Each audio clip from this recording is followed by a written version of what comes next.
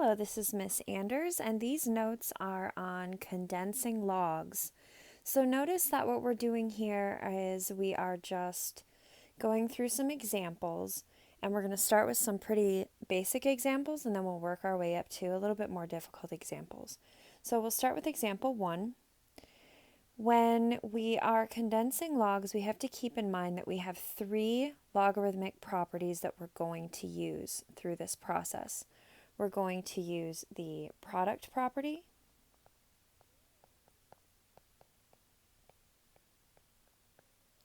the quotient property,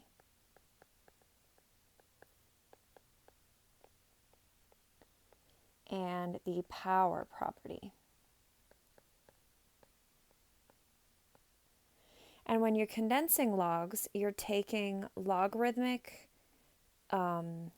terms or expressions, and you're condensing them down to one logarithmic expression.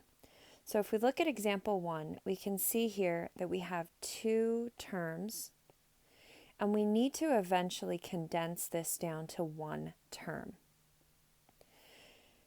The first thing that I notice when I look at this expression is that there are 2 terms, and then the second thing that I notice is that there's a 2 out front of the first term and a 3 out front the second term. So I can use the power property, and I can bring the 2 up to become an exponent on the 9. Bring down the plus, and then I can bring the 3 up to be an exponent on the 2.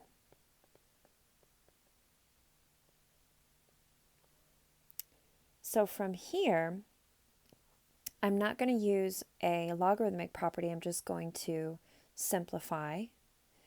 And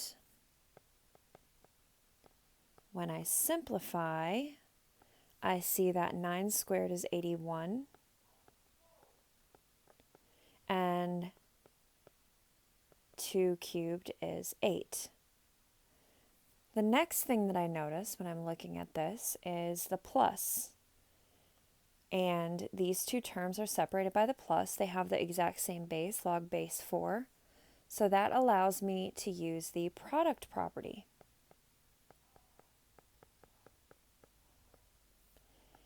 And when I use the product property, I can just say log base 4 of 81 times 8, and that condenses that logarithm into one term.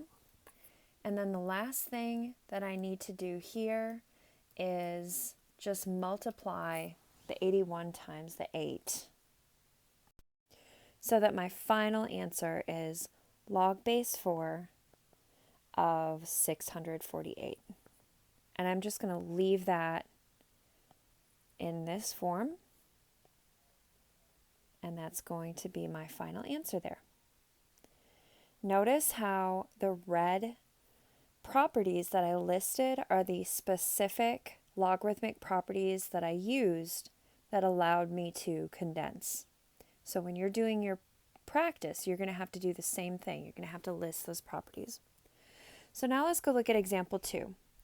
In example 2, I see that our logarithms are in the same form. They both have a base of 10, so they're common logarithms. Notice that that base of 10 isn't written because it doesn't have to be. It's an understood base of 10. And the first thing that I notice when I look at this is the 2 right there. So that 2 clues me in that I'm going to use the power property. And a common question that I get from students is, how do you know which property to use first? And you'll notice that the first property to use will usually be the power property if you can use it. So now that I've used the power property, I can simplify.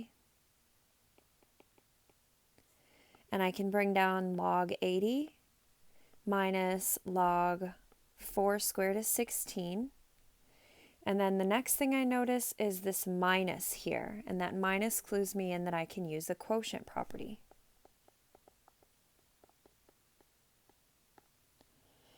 So I can rewrite this as log 80 over 16, and that has condensed this to one logarithm, and then I can just divide 80 over 16 to get 5. So this becomes log 5, and that is the final answer. Now let's take a look at example 3. Once again, we can see the 3 and the 4 out front. Those will allow us to use the power property. So I can write natural log of PQ cubed plus natural log of PQ squared to the 4th. Then I'm going to simplify. So I'm going to simplify all of those exponents. This becomes natural log of P cubed Q cubed plus natural log of P to the 4th Q to the 8th. Remember, when you're multiplying, when you have an exponent multiplied by another exponent, like an exponent risen to that power, you're going to multiply. So 2 times 4 would be 8.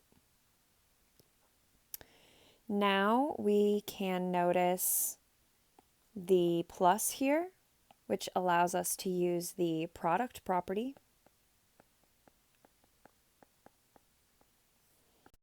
So we can rewrite this as ln p cubed q cubed times p to the 4th q to the 8th. And we're just going to add all of those p exponents and q exponents together. So our final answer becomes ln p to the 7th q to the 11th.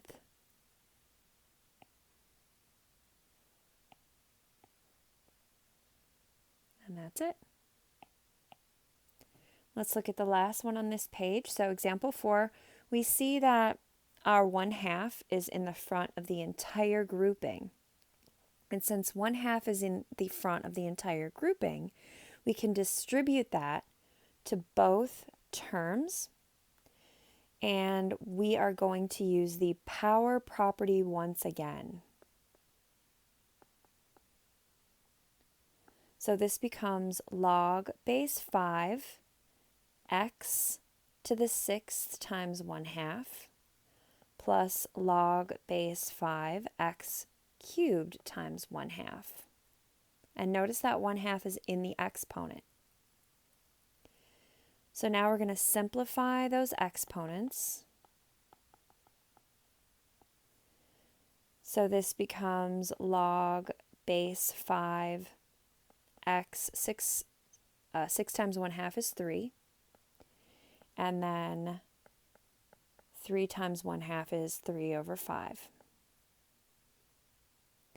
Now I see that there's a plus here, which allows me to use the product property.